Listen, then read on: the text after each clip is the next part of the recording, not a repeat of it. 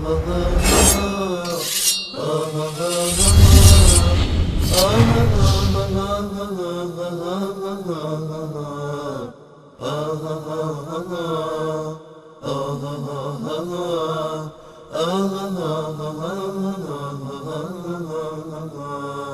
سلام علیکم، بفرمایید. سلام علیکم استاد انصاری عزیز، دوباره تماس گرفتم. بفرمایید خالد جان.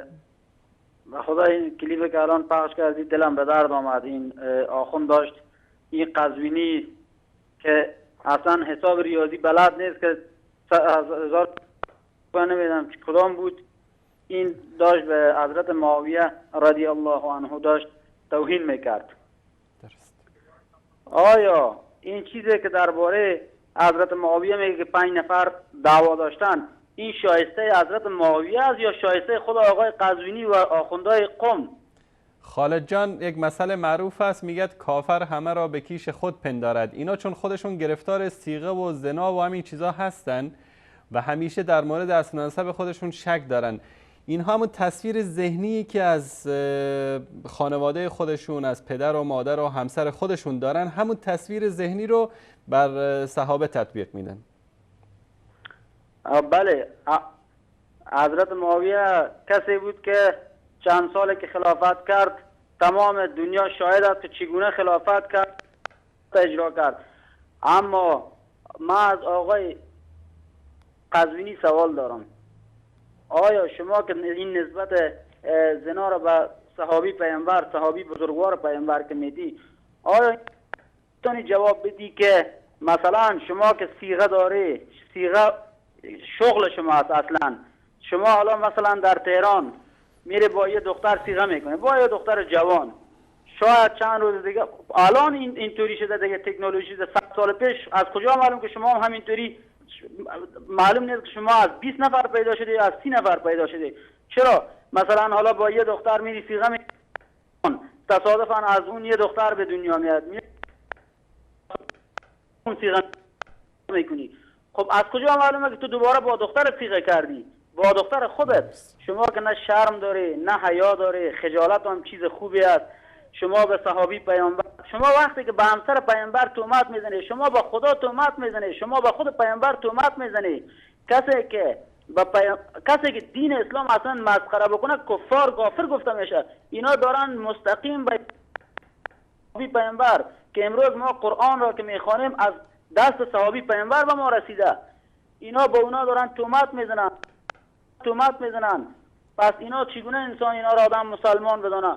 از اینا کردن مشرکتر، از این صیغه و صیغه زاده که عمرشان در صیغه گذشته، هزاران زیارت و کردن به خاطر صیغه، پول مردم میگیرن، با دختران مردم صیغه میکنن، اهل تشیع بیچاره در به در ساختن. این آخوندهای رافضی مرتد و مانند کافر، اون بقیهش که به صحابه پیامبر توهین میکنه. اگر جرأت داری، اگر غیرت داری، اگر خیلی مرد هستی که لاف میزنیم، بغیر از لاف ما با اسرائیل جنگ میکنیم، با فلان جنگ میکنیم، الکی خودتان را در ایران با قمه و با چاقو و با زنجیر میزنه، جرأت داره به 4 نفر بره در فلسطین واقعا دفاع بکنه از مردم فلسطین؟ چرا دروغ میگه؟ چرا مردم فریب میده؟ شما صیغه یا همین دروغایتان شده که شما میخوای مردم فریب بده تا با پول مردم به نام خمس و زکات، که اصلا شما زکات نمیشناسی، به نام خمس میگیری.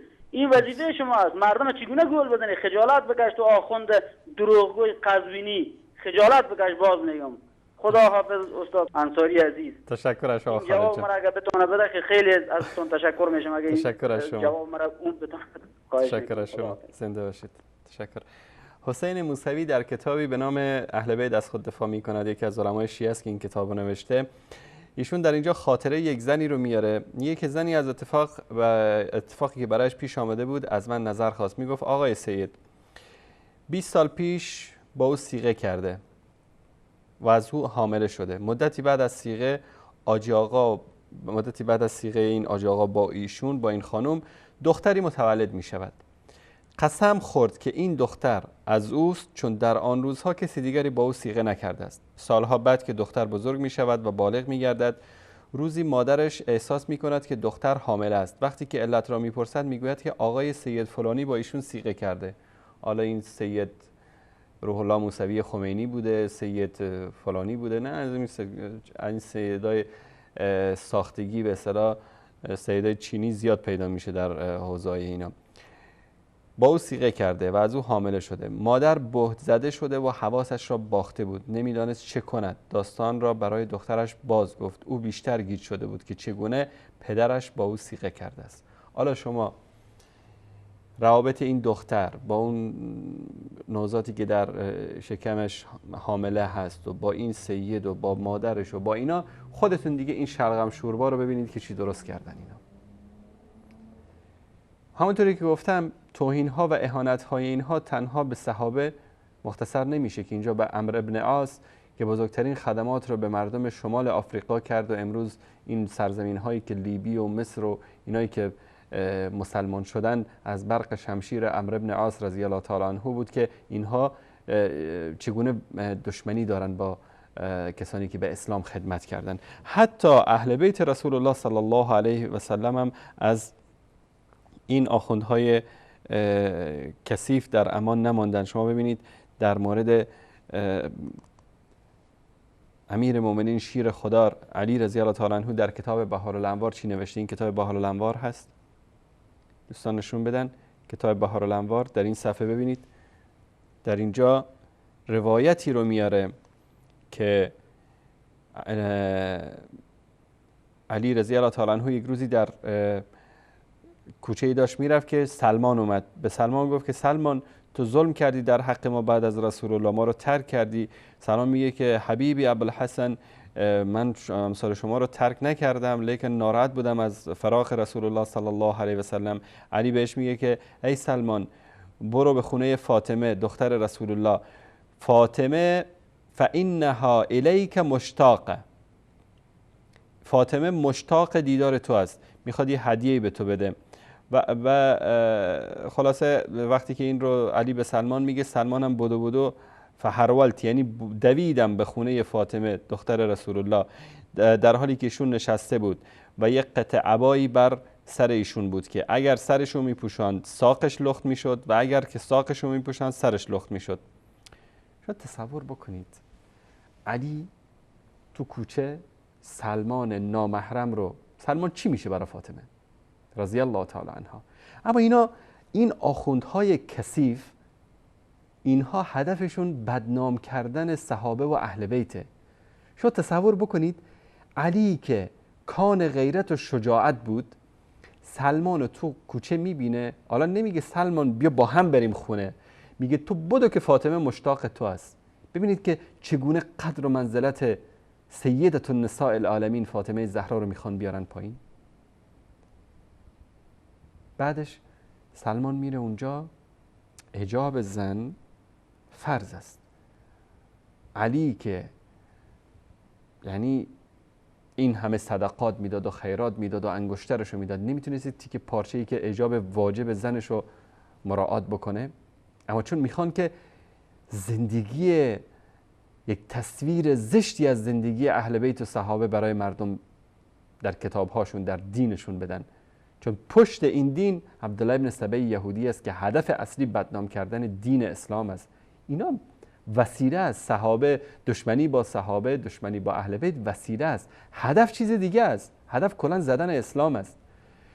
بعد تصور بکنید شما را به خدا، اگر من بگم که رفتم خونه آقای خامنه‌ای،